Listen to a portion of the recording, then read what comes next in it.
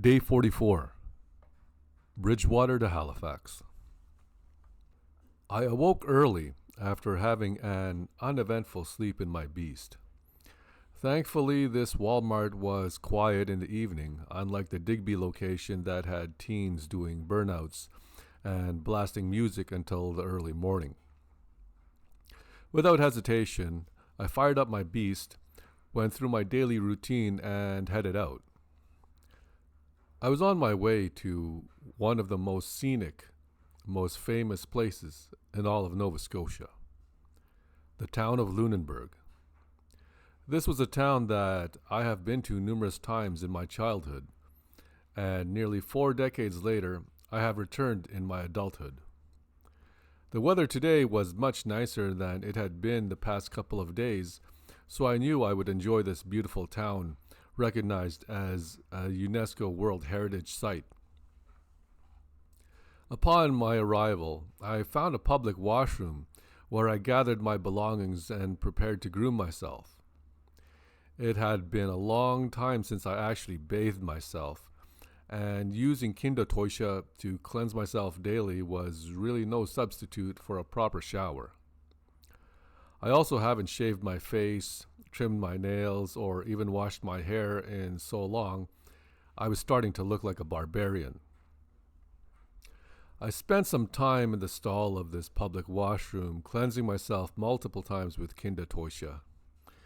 I groomed myself as best as I could to be presentable.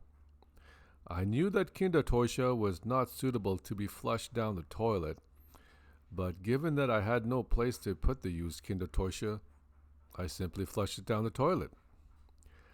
I used so much I knew that there was a strong possibility of clogging the toilet, so I hastily left this public washroom after my grooming endeavor.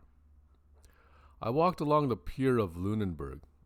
It was early, so I was one of the first people on the boardwalk who wasn't a fisherman. The museums and restaurants weren't even open yet. I walked around and admired the artwork that was created to entertain visitors, as well as the numerous plaques and murals around this beautiful, colorful town. As an adult, I was able to admire this town much more than when I was a child. Like many of the coastal towns in Atlantic Canada, there were memorials for those who were lost at sea. Lunenburg was founded over 100 years prior to the Confederation of Canada in 1867.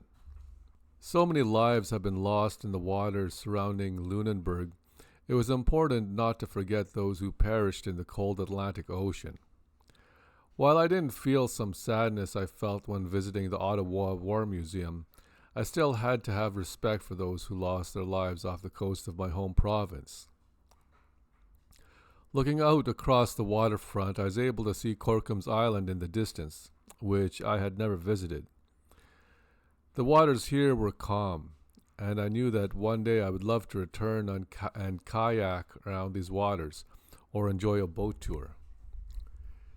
There were numerous water activities available here, and even the Bluenose II was stationed here. I walked around the near-empty streets, admiring the beautifully colored and decorated buildings.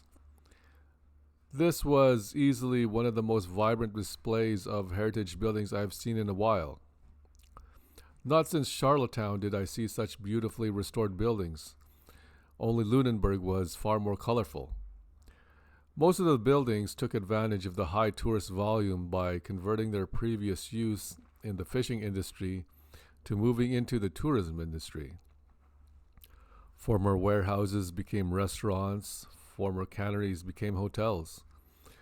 One of the things about being from Atlantic Canada was that people were used to suffering economic downturns for decades, so they learned to adapt in order to survive. I enjoyed walking around, snapping up pictures of the beautiful surroundings so much I thought of how lovely it would have been to really spend some time here. Would it even be possible for me to live here in the future? Throughout my travels, I have decided that it would be very possible for me to live in Toronto in the future. The never-ending thrill of being in Canada's largest urban environment that had far more things to do than Vancouver. Then there was Ottawa, a consideration as I felt it was easily one of the most overlooked cities in all of Canada. Then there was Montreal, a city that I knew for sure I would love to live in. A city that was artistic, eclectic, and was so much fun that I had to leave, otherwise I knew I would never continue with my cross-country road trip. Finally, there was Quebec City, my favorite city in all of Canada, and I knew right away I would definitely live there sometime in the future.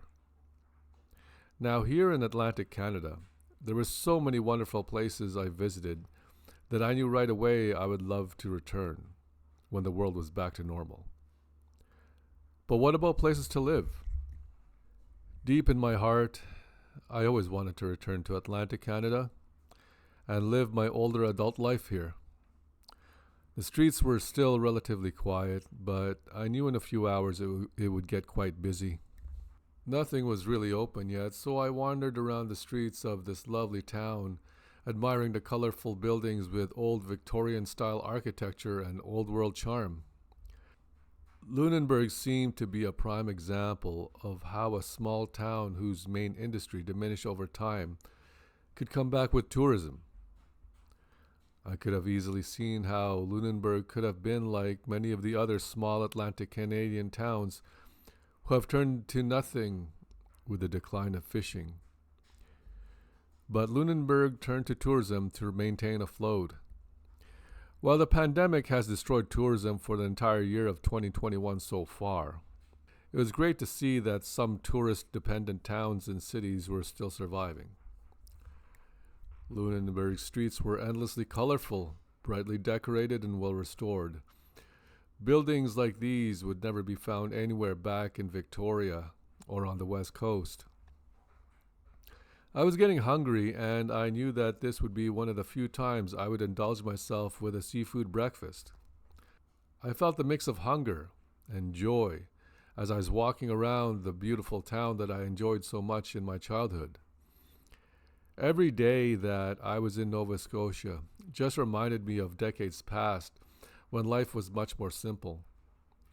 I walked by a town hall and a memorial for soldiers who bravely fought for World War I, as well as another memorial for soldiers who fought courageously throughout World War II. There I met an older woman, and we started a brief conversation regarding the beauty of Lunenburg. I told her that I was living in Victoria, and there was nothing out there like this. Not in architecture, not in history, and not in charm. While there were a number of beautiful locations in and around Vancouver Island, I never felt connected to the Pacific Ocean as I did with the Atlantic Ocean. I continued wandering the streets, nearly aimlessly just admiring everything that I was seeing. Eventually, my hunger overpowered me, and I walked back towards the waterfront. By then, the town was starting to pick up as visitors were arriving, and shops were opening up for the day. I found myself at a beautiful little restaurant overlooking the water below and ordered a seafood lunch. It was quite expensive, as I expected, but I enjoyed every bit of it. Here I was in Lunenburg, enjoying a seafood lunch while overlooking the beautiful Atlantic Ocean on a bright summer day. In the midst of the madness that has plagued the world during this pandemic, I was enjoying every bit of this. All the problems I was facing back in Victoria disappeared, while the delicious flavors of the ocean filled my thoughts. I enjoyed my scrumptious lunch and decided to walk off the calories. I did feel the need to use the washroom after some distance, so I headed back to the public washroom I used previously. Upon entering, I found myself standing in a puddle of overflowing toilet water. A man in the washroom told me that someone had clogged the toilet and to watch my step. In my mind, I knew that I was the one that was responsible, and I could only imagine the horror that a person would have felt after using the toilet and watching the water rise above the rim and fall to the floor. Knowing that the contents of the water was grotesque and vile, I carefully walked in the 5 centimeter deep toilet water in the washroom until I was able to carefully relieve myself in the urinal. After washing my hands and exiting, I walked over to a neighboring yard where I wiped my shoes in the grass. Normally, I would have never conducted such uncivilized behavior, especially in such a beautiful town, but I had to resort to some measures when necessary. I did find it quite amusing, though, as I had imagined someone using the toilet, sitting on their ass and then flushing, only to freak out when the water rose to greet their bottoms and ankles. This was the stuff that would be spoken during drunken story times at the pub. Someone would have a really, really bad day, and it was all because of me. After this, I walked over to the Sawpit Wharf on the other side of Lunenburg, watching families enjoy the day on their boats. It was such a beautiful day. Anyone with any watercraft could have been out by now, enjoying the weather in this calm harbor. Unlike many of the other places I had visited previously, Lunenburg was sheltered from the brutally harsh conditions that the other coastal towns face.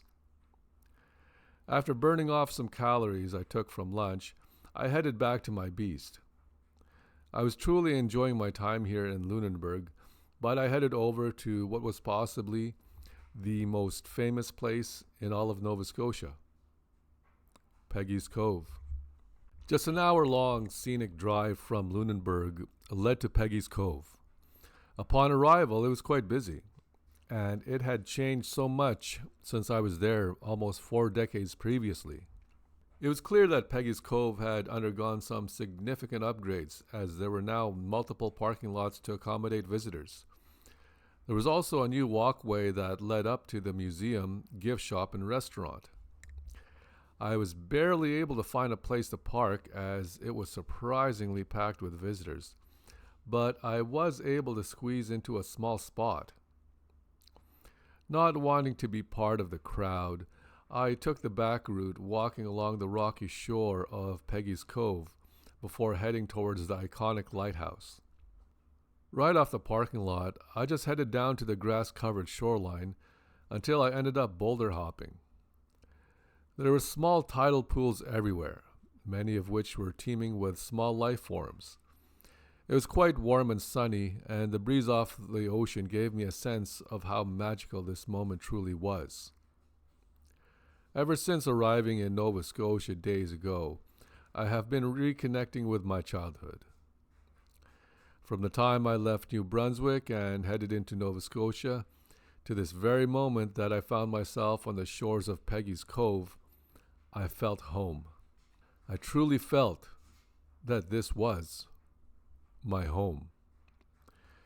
The rocky shoreline consisted of boulders that were smooth, likely due to the erosion over the millions of years. The waves coming in were quite strong, as I was now directly along the Atlantic Ocean on the southern coastline of Nova Scotia. Some of the waves crashed along the rocks with a force that caused a spectacle. As Peggy's Cove was quite busy, I was far from the only one enjoying this natural setting.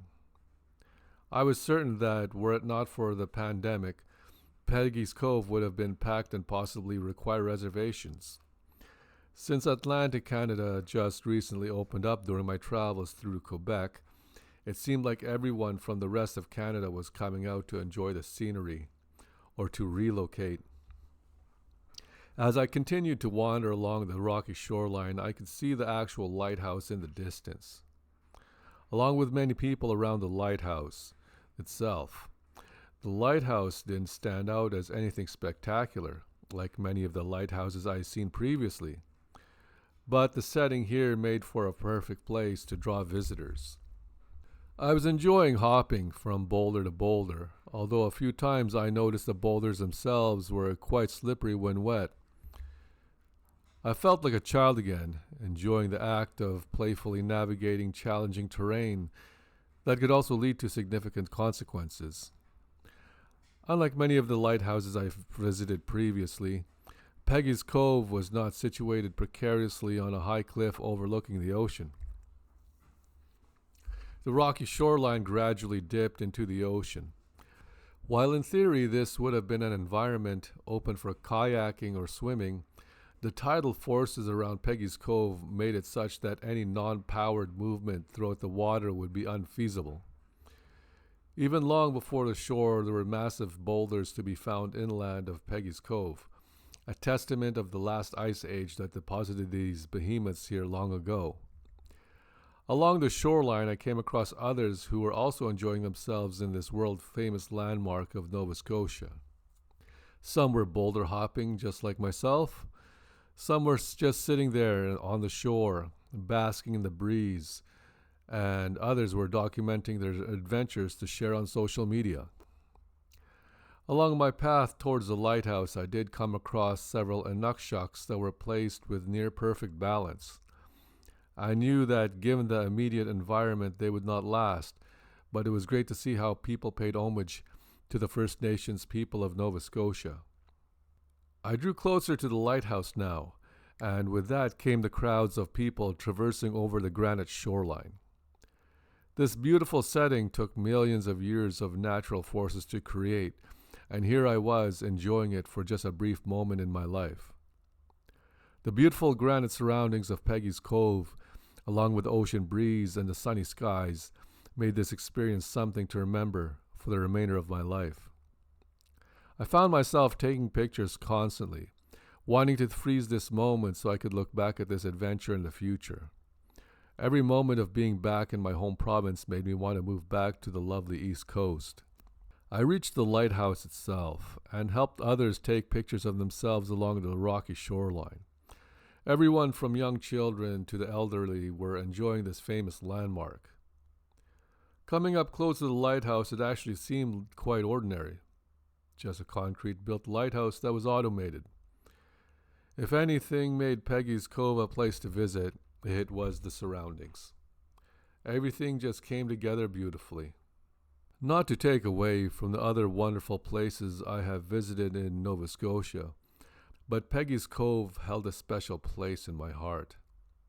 After exploring the granite playground around the lighthouse, I made my way through the gift shop and past the restaurant. It was still in the midst of renovations, and I wasn't quite interested in stopping for any reason. I walked back to my beast, fired her up, and said goodbye for now to Peggy's Cove. I was on my way home. Home to Halifax, my origin, my earliest memories of childhood. I was coming home. Thank you for sharing in my experience. If you enjoyed my video, please consider subscribing to my channel. I would truly appreciate you sharing my video on your social network as it helps my channel grow. Be sure to check my playlist to see different categories on my exciting adventures I'm sharing with the world. Life is an adventure. Let's share this experience together.